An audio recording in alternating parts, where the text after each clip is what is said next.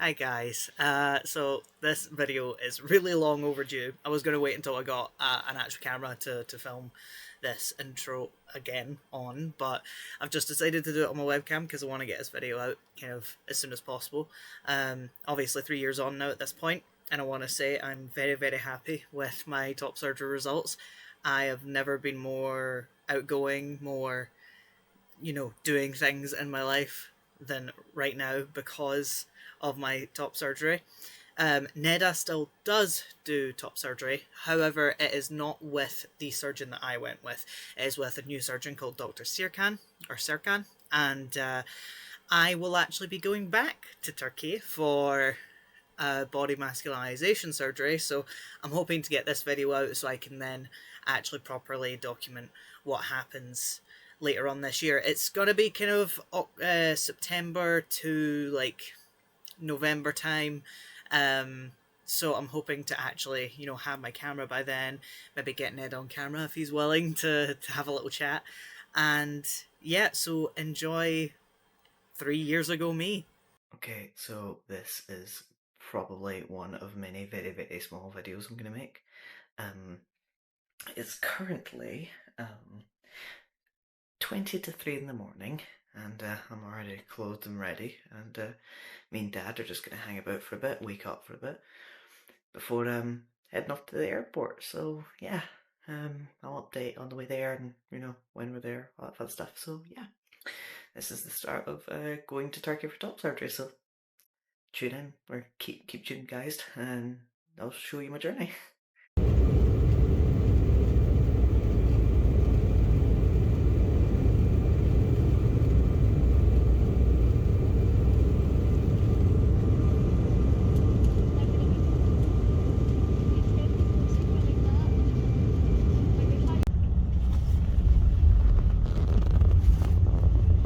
So this is a really weird format. Lighting's really crappy, but we finally arrived in the hotel. It's been the worst travel experience of my life, just because it got worse. The first leg going to Amsterdam was fine. We got delayed an hour before taking off. Hello. We got delayed an hour before taking off, and then we ended up, because there's a storm in Istanbul right now, we had to circle around and land at another airport, get a bus back to Istanbul, and then get a taxi from Istanbul airport to here. So I'm going to try and get some food, chill out, and I'll update you guys tomorrow. Bye. So it's currently like 6 in the morning. We woke up to have sugars, get my bag ready, and we're meeting our man in the hotel lobby at like 7 in the morning. So yeah, this is the day of surgery. I'm not quite sure how I'm going to structure this, or when I'm going to film, or when I'm going to do other stuff, but I'm going to take photos and all that kind of stuff, so hopefully it'll be added in later on as well. But yeah, no, I'm really damn excited, so yeah, I will hopefully see you guys on the other side after I've got rid of my chest. Alright, hi guys. I'm filming a little bit later than I meant to, but I was non-stop sleeping ever since I came out, so that's me all done. I've got my black chest binder on, and I've got my drains in. So what's happening is tonight I will be staying in the hospital, and then tomorrow morning, so Wednesday morning, I will be let out. I'll be given painkillers and all that kind of stuff. I've actually not been too bad with pain. Maybe it's just because I've been sleeping, I don't know, but I don't even remember the falling asleep part, which was something I was scared about, so that's pretty good. But yeah, I've been up and I've been walking about, I've been eating, I've been drinking, all that kind of stuff, so yeah, it's been going well. My throat's still a little bit funny, but I'm hoping to maybe film some more when I'm back in the hotel or just before I leave, so yeah, thanks. And then I'm good. No, I'm good. Oh, I can bring. Oh, that's still attached to the I still feel scared to breathe when that's off now. I'm like scared to take a breath out. No, you don't need. Just not too scared of anything. It looks quite well. That's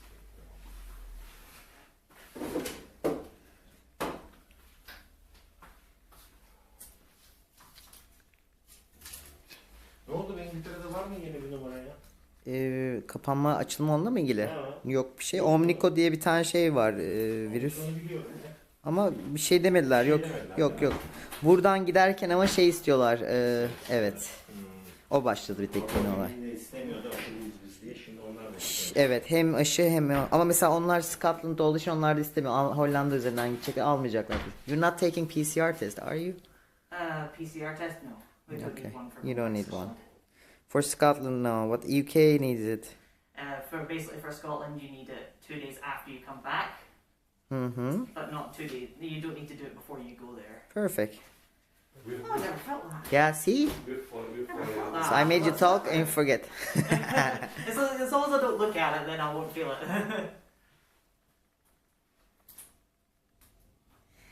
Yeah, these drains are good to prevent the hematoma. It's like when you get like an IV in your hand and stuff. As long as I don't look at it, I won't feel it.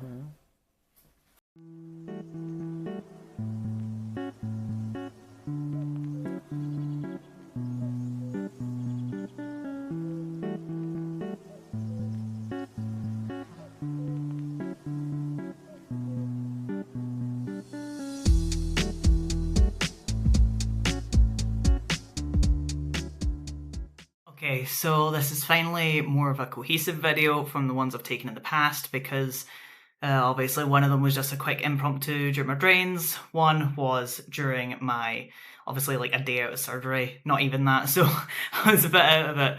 But this is the first time I'm actually back in fully talking. So yeah, I got my drains out yesterday. I didn't feel any pain. It was not sore, which is what I was expecting. I was expecting it to really, really hurt and for me to really be able to feel it, but I didn't feel it whatsoever. The only time I felt something was right here when they're taking my left side out, but other than that, it's fine. I've also had to do a little thing. I've had to take socks and pad them out underneath my binder right where my armpits are, just because the binder does dig in a little bit. Luckily I've been able to get up, I've been able to go to the shower myself, toilet myself, all that kind of stuff. Obviously I can't shower top half yet, so I've just been taking like a wet rag and wiping my face and my arms and that kind of stuff. But no, I was expecting to be a lot more in pain, but I'm not in pain whatsoever. There's like an occasional ache or an occasional like sting in pain, but there's genuinely, I don't feel like I'm constantly hurting. I just really wanted to sleep a lot, and even then that's still kind of true. I just want to sleep, but yeah, no, not tomorrow. Today's Saturday. On Monday at 8 AM, I get my bandages off and I'll be able to see my chest for the first time. And that's where I'll be given my care instructions for my scars and my nipples. So, you know, at that point, I am coming back to my hotel room, packing up and leaving my hotel to fly back home. So I will most likely do an update when I'm home back in Scotland. Maybe not directly when I'm home because I'm meant to get back. The plane lands at like 10 PM and it takes like half an hour to drive there. So it'll be like 11 o'clock before I'm back home or back near any semblance of home. So I might not film then, but we'll see. We'll see how I'm feeling. But yeah, so this is like 4 days out of surgery, so I just thought I'd update you guys that way, and hopefully this will all be edited together nicely, but who knows, I don't know anymore. But yeah, I'll see you guys hopefully on Monday. Okay, so this is literally how far it is from the hotel to the hospital.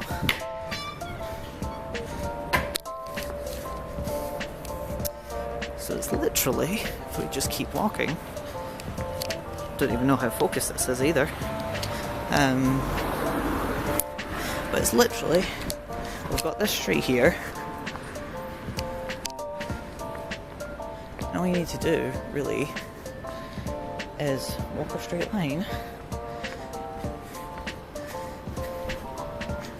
And if you see here, we've got that, and we've got the sign for it here.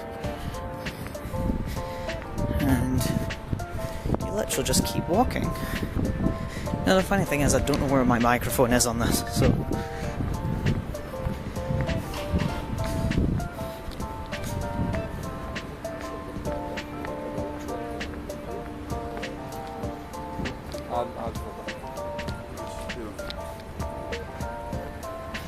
And literally, you get down here. Oh. You literally get down here. Come down. Normally there isn't cars here, but literally, right here. And there it is.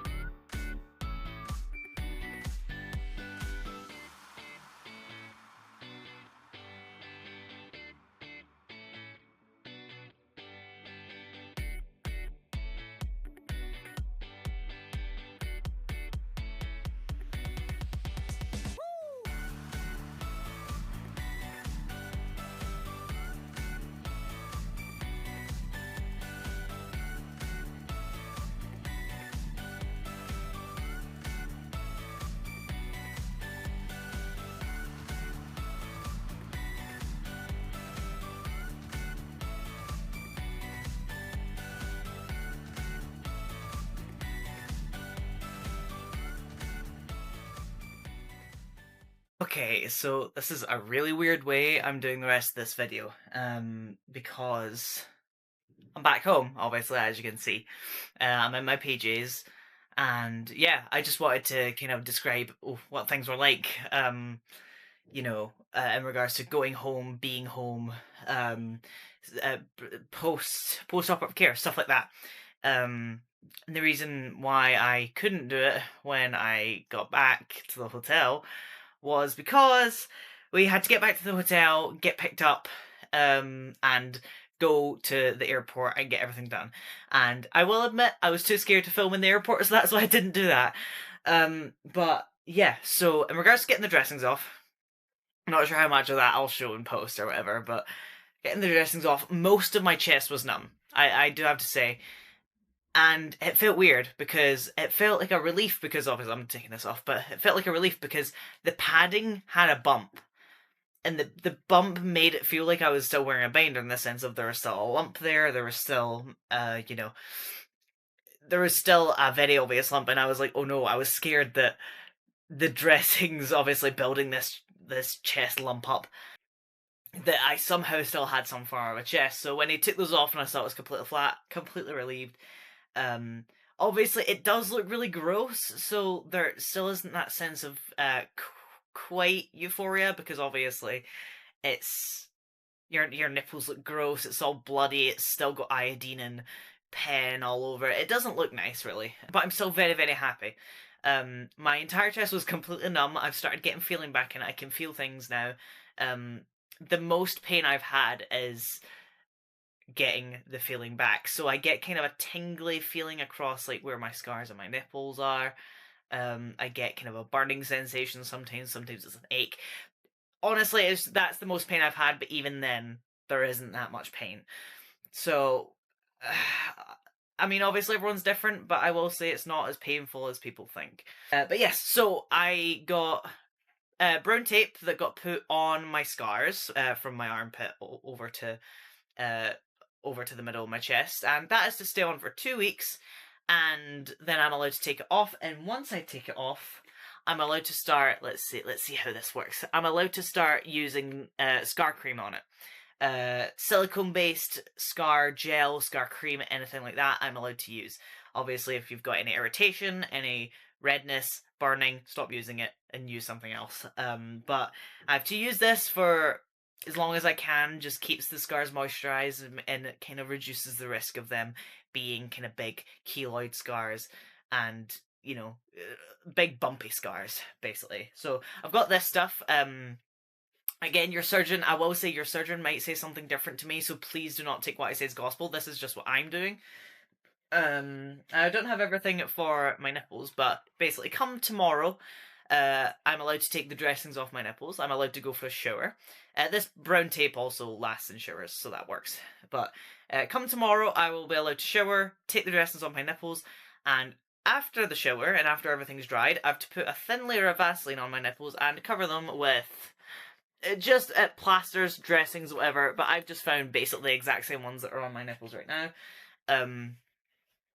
And, you know, I have to do that for 2 months at least. To construction. I have to do that for at least 2 months just to make sure my nipples heal okay. But everything has taken well, the grafts have taken well, the scars are very thin. It's worked out more than perfectly, and honestly, I can't believe I was so hesitant about going abroad. Obviously, going overseas for anything is, you know, horrifying to think of, but I don't regret it one bit. The travel there was stressful only because there was a storm and we got delayed on the way in, and obviously that's very, very stressful. But honestly, I am willing to answer any questions anyone has about going specifically to Istanbul for top surgery. And, you know, if anyone has any questions, anything, please let me know. And I will try my hardest to answer them in the comments or through Instagram DMs, whatever. Send them to me and I will try and answer, because the NHS is very, very good. I will admit, the NHS is amazing. But not all of us can wait that long, which I know it's a big problem for some of us, is we can't wait that long, and we can't afford the extortionate prices that UK private healthcare is as well. So honestly, I can't describe how great it was. I felt taken care of, I felt seen, I felt heard, I didn't feel judged. Honestly, it was possibly one of the best experiences of my life that I've done. And if I need any form of surgery in the future in regards to gender affirming, so like stuff to deal with my hips, stuff to deal with my throat, whatever, I will be going back to my surgeons, because my surgeons in that hospital, because the way they work is very, very good. They're all amazing surgeons there. And obviously, I couldn't have done it without Neda, who is at Transgender Surgery by Neda on Instagram and TikTok. Please check him out. He is the person who helped me through the whole process, worked as a translator throughout some of the process as well. And if you ever have any questions as well, feel free to DM him. He is more than happy to answer questions. And if you can, let him know that I sent you, because, you know, let him know that Grayson sent you. It's just you know, to see where, you know, various people come from in regards to his demographics. But yeah, honestly, I can't like praise it enough. Yeah, no, it's been a really amazing experience, and, you know, I encourage everyone to, you know, if they're thinking about this kind of stuff, look it up. You know, go online, look, ask questions, ask me, ask Neda, go do anything like that. Yeah, this was just a kind of wrap up of the entire trip, because I'm still too scared to film it in public, so that's why I have like next to no like actual good camera footage, because I'm too scared to like film myself in an airport or get my dad to film me. Hopefully that will change in the future, but for now I'm still way too scared, so that didn't happen. But yeah, no, I shall hopefully talk to you guys in the future, or you know, make more video updates about my chest and all that kind of stuff. So I shall see you guys then. Bye!